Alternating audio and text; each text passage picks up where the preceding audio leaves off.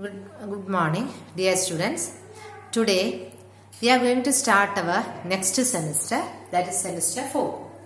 In this semester 4, in our syllabus, we are having a paper known as Classical Mechanics.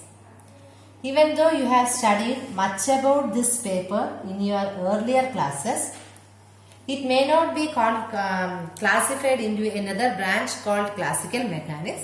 But most of the things in this paper you have already studied from your from your right school days. That is from the 7th class onwards.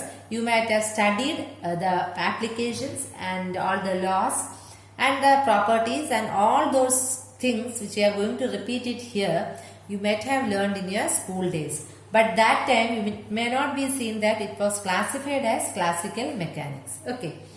Now, first of all, going inside the topic, let us see what do you mean by each words. Classical, what do you mean by classical, and what is a mechanics? Okay. Classical is a very common word that is used in our day-to-day life, like classical music, classical dance, or classical performance. So what do you mean by classical performance? It is mean that something that is outstanding. Something that is outstanding. That is what we mean, or we colloquially we say by the name classical. Okay. Now, so that means the mechanics something very much outstanding. That is what we call classical mechanics. Okay. Now, going to mechanics. What do you mean by mechanics? Okay. So, mechanics is actually, it is a branch of physics which deals with the study of material bodies. Mechanics, that is a branch of physics which deals with the study of material bodies which are at rest or which are moving. So, mechanics deals with study of the material particles or material bodies which are at rest and which are in motion. Okay. So, this will be at rest and will be in motion. The particles will be in motion whenever we are applying an external force. And even if there are internal interactions also, the particle may remain at rest. So this studies, or this is the branch of mechanics, and this was developed actually or we can say it was developed in ancient times. At that time, the people were not able to explain or give proper explanation for all these things.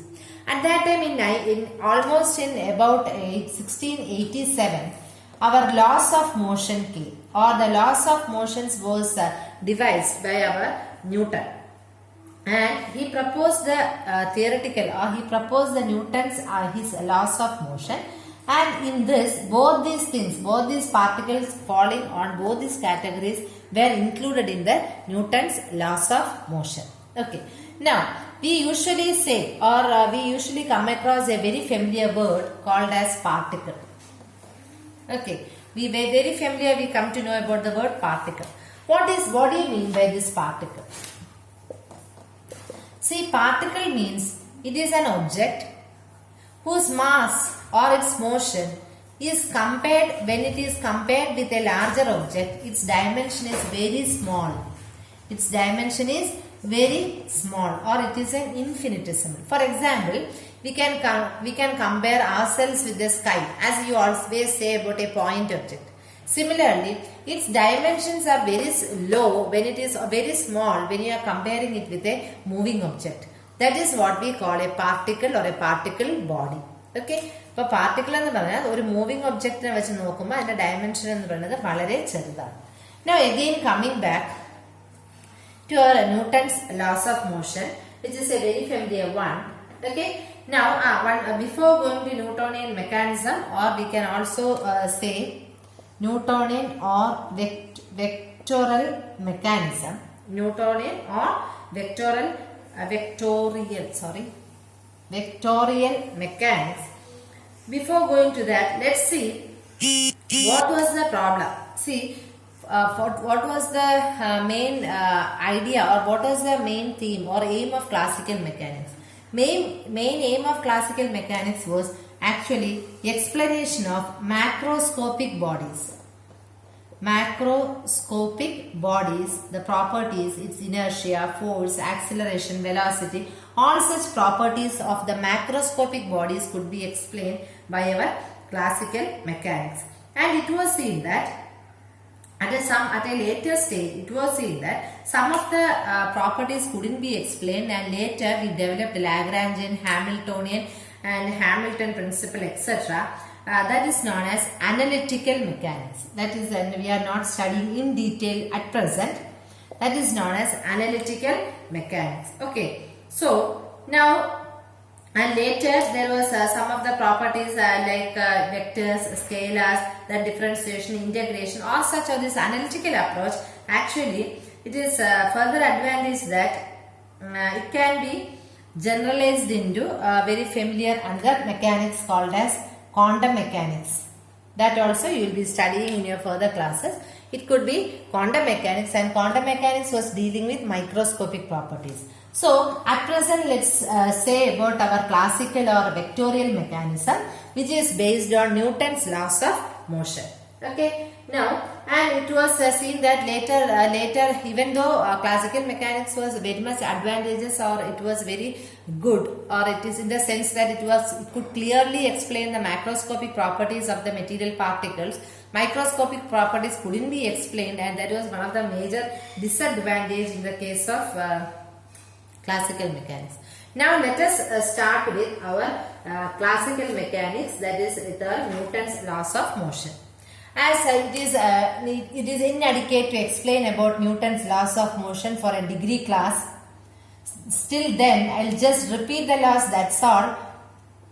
Okay, so first law is actually known as law of Newton's first law or law of inertia, which is usually said that a body continues in the state of rest or at a constant velocity unless it is disturbed by some external forces. And the second law is actually the rate of change of momentum is actually the force exerted, that is a law of force. And the third law is for every equal and opposite, to every action there is an equal and opposite reaction. Okay, that is the law of action and reaction. So based on these three laws, our classical mechanics were formulated at first, and it is very easier for us to which we have already learned. Okay, now we are going to learn with the mechanics. Let's go to our syllabus. This is just the introduction of classical mechanics. So classical mechanics or the vectorial mechanics deals with the explanation about the macroscopic bodies or the macroscopic objects and its properties related to that. And the foundation of classical mechanics is actually Newton's laws of motion, and we have told about three laws of motion.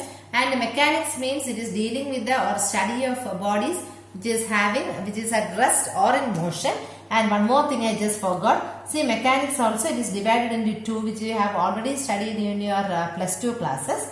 That is kinematics and dynamics. Both of them study about the motion of the particles, but does not study about the cause. It studies about the cause. Why? But it is just studying about the motion of the particle, but dynamics study about the cause. What caused the body particles to move, or what caused the change in acceleration or velocity. All such things comes in dynamics. Now let us start with our syllabus part, that is mechanics of a particle. Mechanics of a particle. Okay. So when you are studying about the mechanism of a particle, mechanics means either the body is rest or the body is moving. If the body is moving, what are the changes that is happening to its force, mass, acceleration, velocity, all such things. Now, if the body is moving, is there any change in momentum? Is it in the straight line or in a space, or it is moving in an angular reference frame? If it is like that, it will be having an angular momentum. So whatever happening, whatever properties are changing, or why the properties are not changing, all such things of a particle. Particle means its dimensions are compared to be very less when compared to that of a moving particle. moving body. When a body is moving, its dimension is very much compared to that of its motion. Okay. So, we are going to study about everything about a particle. What are the properties? What are the parameters that affects a particle or the mechanism of a particle? Okay. For that, we are going to apply our Newtonian mechanism. We apply Newtonian mechanism to study about the mechanism of a particle. Okay. So, first one we will study about conservation laws, or we study about conservation of linear momentum. Linear momentum is usually represented by the letter P. Now, what do you mean by momentum? Momentum is actually a quantity of motion. Momentum is actually linear momentum. Momentum means quantity of motion that is present in a body. ഒരു ബോഡിയിൽ എത്ര quantity of motion ഉണ്ട് അതിനെ നമ്മൾ represent ചെയ്യുന്നതാണ് momentum എന്ന് പറയുന്നത്. So when it is in A linear space, അല്ലെങ്കിൽ സാധാരണ ഒരു സ്ഥലത്താണെങ്കിൽ നമ്മളൊരു സ്ട്രെയിറ്റ് ലൈൻ മോഷൻ ആണെങ്കിൽ, അതായത് ആംഗുലാർ അല്ലാതെയാണെങ്കിൽ, and if you want, I think in the mathematics you may studied about spherical coordinates, polar coordinates and cylindrical coordinates also. That will be also used in this classical mechanics. So better you go through it properly.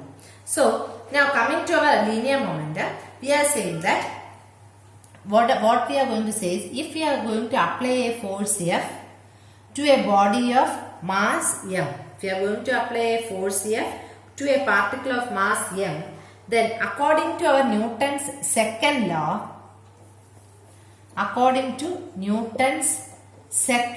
law, if we are applying a force to a body of mass m, force is given by dp by dt. We know that momentum is equal to m into v. Okay, momentum is equal to m into v, where p is, and that is the linear momentum. So, if the external force, that is, this is the external force, this force is zero, that means that dp by dt is 0. So, p is a constant. dp by dt is 0 means p is a constant. So, we can say that linear momentum is constant when the external force applied is 0, or in the absence of external force, the linear momentum is conserved.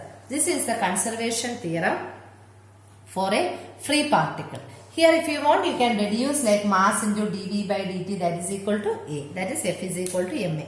So, in the absence of an external force, the linear momentum is conserved. That is a conservation of linear momentum. Next one is conservation of angular momentum. So, angular momentum comes in the angular frame of reference. Okay. Now, we are having a particle, and this is an O. We can assume that we are having a particle of mass m, and let it move an angle theta. Particle is there. This is the radius vector. Okay, and this the O. Particle is here, and we can assume that from the radius vector it is having a P as a center. Okay. Now the angular momentum of the particle P, angular momentum of the particle about the point P. Okay, particle P about the point O is given by, if you want you can use L also, or if you want you can use J also, whatever you want you can write. J is equal to R cross P. What is this R? This R is the position vector. R is the position vector of the particle. Okay, and we know this is the linear momentum mv. So, we are seeing that the particle is moving with a linear momentum mv in the rotational frame of reference. Then its angular momentum is given by J is equal to R cross P. See, if you are assuming that we are going to apply a force on it. Okay, we are going to apply a force on it. So, if you are applying a force, what will happen? If you are applying a force, it will start rotating. That rotation is called as moment of force, and moment of force we usually call by the name torque, and it is usually represented by tau. Tau is equal to R cross F. That means that when you are applying a force here, the body will start moving. It will be moving in the rotating frame of reference. That is moment of force. Moment means rotational. So that is torque is equal to R cross F. Okay. Now if you want to differentiate this one, so here torque is equal to R cross F. Now if you are going to differentiate linear momentum with respect to our time, that is equal to d by dt of R cross P. d by dt of R cross P. That is equal to d by dt of R cross P is equal to dr by dt uv form plus R into dp by dt. Okay. See, this is dr by dt means that is velocity itself. dr by dt is velocity into mv. mv means linear momentum is mv. Okay. I'll just rub it and write over here. I think bottom part is not visible. Okay. So dr by dt is v into momentum is mv plus r into dp by dt. Okay. v into mv according to the vector properties, this is 0.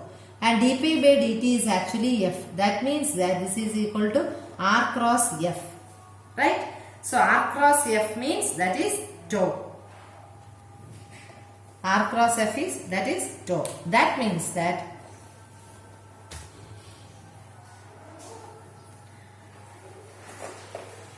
so the final result is tau is equal to R cross F is equal to Bj into.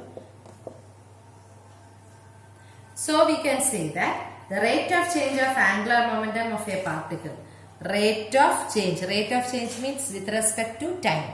So who is changing here? Angular momentum. So rate of change of angular momentum of a particle is equal to torque acting on it or the moment of force. R cross F എന്ന് പറയുന്ന moment of force. അത് തന്നെയാണ് torque എന്ന് പറയുന്നത്. അത് ആരുടെ change ആണ്? With respect to time, who is changing here? Angular momentum. So we can say that whenever നേരത്തെ ഫോഴ്സ് ആയിരുന്നു ലീനിയർ മൊമെന്റത്തിന്, അപ്പൊ ഇവിടെ പറയാം whenever the torque acting is 0, dj by dt is equal to 0. That means that j equal to a constant. That is conservation of angular momentum. That is the second one. In the next video, we will say about the energy conservation.